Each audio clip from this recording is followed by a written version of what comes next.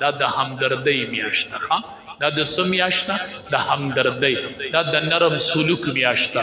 دا د فقیر د کور د معلومولو میاشت ده. دا د یتیمانانو د کورونو د حال د اغستلو میاشت ده. او د رمضان المبارک میاشت را روانه ده. تاسو ته پته شته یوه خیره داسې ده چې د هغې خیرې او د رب په منځ کې پرده نشته. خزان به ترې ساتئ. یوه خیره داسې ده چې د هغې خیرې او د رب په منځ کې پرده نشته. هغه خیره معلومه ده، هغه د مظلوم خیره ده. معاذ رضی اللہ تعالیٰ عنہ ته نبی علیہ السلام فرمائی واتق دعوة المظلوم فإنها ليس بينها وبين الله حجاب. معاذا د مظلوم د خیری او د رب په منځ کې پرده نشته. با ځان بساتی پروژه کې څوک په سپېړه ونه وای ګاډی والا چرته لته ورته کې هسې نه چې د روژه ماتي ټیم یو مظلوم خیره وکړي نو د رب او د مظلوم د خیری په منځ کې ګورې حائل نشته، حجاب نشته. او شکر دی یو دعا هم داسې شته چې د هغې دعا او د رب په منځ کې پرده نشته. کنه خیر هم شته خو دعا هم شته. دا دعا د چا ده چې د هغې دعا او د رب په منځ کې به حجاب نه وي. دا دعا د چا ده؟ دا د عالم ده نه، دا د حاجي صاحب ده نه، دا د تبلیغی صاحب ده نه. دا دعا د پلار ده چې پلار د بچی دپاره خوله پورته کړله د دې دعا او د رب په منځ کې پرده نشته. بختور دی هغه بچی چې د پلار لپې ورته اوچتې دي د دعا. بختور دی هغه بچی چې د مور لپې ورته اوچتې دي د دعا. بختور بچی دی پلارانو رب ته لاس نیولي دي خو د بچو نمونه علی او دعاګانې کوي. بچو د پلار دعا او د رب منځ کې حایل نشته، حجاب نشته. دعاګانې والی ښه د رمضان المبارک میاشت ده. قیمتي دعاګانې ته والی چې روژهدار ومي او پلار ومي او روژهدار ومي او مور ومي. الله اکبر. او د روژه ماتي په ټیم کې دعا کوي. الله اکبر. خیرونه به ځان ساتو. شهر المواسات دا د همدردۍ میاشت ده. دا د څه میاشت ده؟ د همدردۍ. دا د نرم سلوک میاشت ده. دا د فقیر د کور د معلومولو میاشت ده. دا د یتیمانانو د کورونو د حال د اغستلو میاشت ده. دا د همدردۍ میاشت ده. دې کې ځان کې طرز پیدا کړئ. 3 کاره روژه کې کوئ.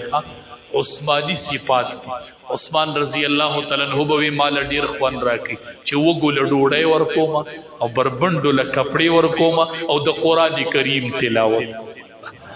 دې مزه تاسو نه دا غوښتي نو چې سړی داسې یو 3 سپارې تلاوت وکړي او وځي او د یو غریب کره د وړو یو توړه ارتا وکړي او یو یتیم د لاسه ونیسي هغه له یوه جوړه والي او ټیلر دی او بیا راشي او د قرآن تلاوت شروع کړي. وږو له ډوډۍ ورکول، بربنډو له کپړې ورکول او د قرآن کریم تلاوت.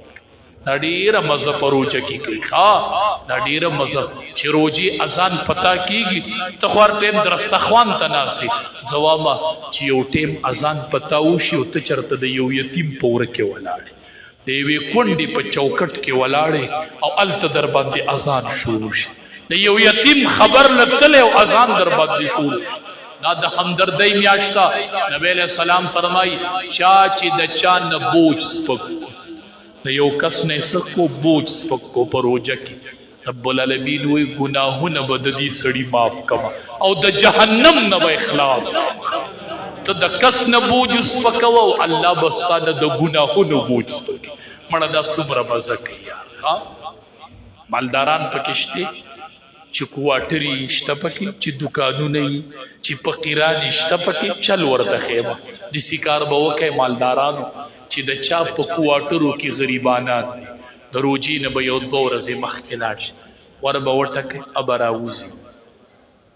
د روژې میاشت شروع شوله وایي د دې یوې میاشتې کرایه تا ته معاف. ستا نه کرایه نه علمه ما تا نه د کرایه بوج سپک کو ما نه به الله د ګناهونو بوج سپک کي. ما به الله د جهنم د اور نه خلاص کي. تا ته یوه میاشت کرایه معاف. دا یوه میاشت به نه راکوې کرایه. بس دا بوج خو به تې سپک شي که نه.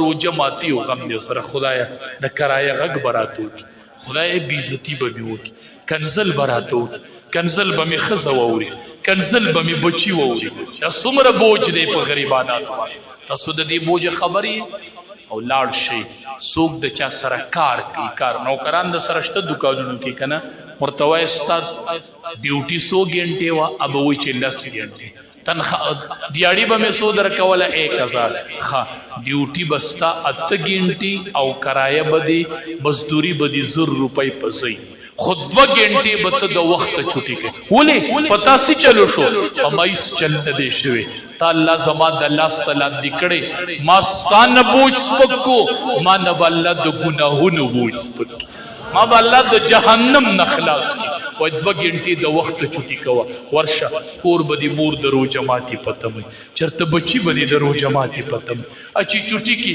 منډې وي او په لار کې پې اذان رواني مړه د یو 2 ګنټې مخکې پرېږده وایي نبی علیه السلام ویلي چې دا د همدردۍ میاشت ده تا سره همدردي کومه ما نه به الله ګناهونه وران کړي ما به الله د جهنم نه خلاص کړي د هر چا سره لږ لږه ګزاره وکړئ ښه کرایه ورته که معاف کولی نه شي نو نیمه یې که ورته زه خو هم معافې کوم شته نه نو تاسو به لیدلی وی نو ښه چې زمونږ کوارټرې وی په هغې کې خلک تاسو علماو ته به مونږ ښودلي وو ښه چې مونږ پې ګرځېدلی نه وی مونږ ورته اعلان نه دی کړی چې داسې میاشت بیا نه راځي او زه په تا اساني راولمه او رب به زما باندې اساني راولي زه ستا دروازې نه راغلم بس تا ته کرایه معاف باز روجه کې ما په طرف په دې نه راځم او دا ظالم لاړ شي او په روجه کې وکنځي وي شابه کرایه راکړه او ښځه کنزل اوري بچي کنزل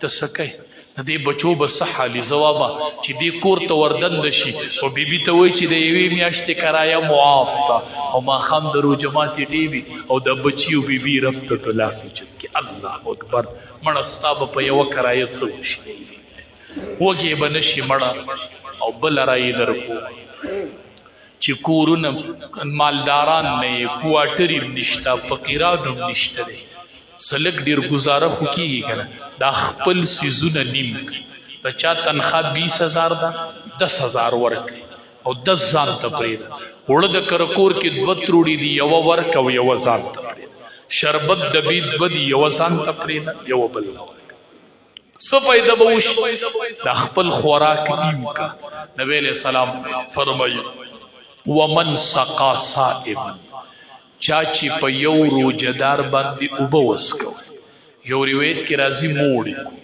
روټۍ یې پې وخوروله یې پې اوبه وڅکولې د روژه ماتي په ټیم کې تا په روجهدار باندې اوبه وڅکولې نبی علیہ السلام فرمائی سقاه الله من حوزی شربتا لا یظمأ حتی یدخل الجنہ په دې سړي به د قیامت په ورځ الله زما د حوض نه یو ګوټ وڅکي اب داسې ګوټي چې د څو پورې جنت ته نه تللی بیا به نه تږېږي بیا به نه تږي چې په روجهدار ته ګوټ څکوه وایي دا یوه میاشته یو ګوټ لیږمه ما باندې به الله د حوض ګوټ څکي انشاءالله بیا به نه تږې کېږم ښه زه په ده روټۍ خورومه په ما به الله د حوض نه یو ګوټ څکي انشاءالله بیا به نه تږې کېږم دا به دغه 30-29 ورځې ډېره قیمتي میاشت را روان ده د غریبانانو تپوس پکې وکئ الله دې دا مدرسه قبوله کړي الله دې دا طلبا قبول کړي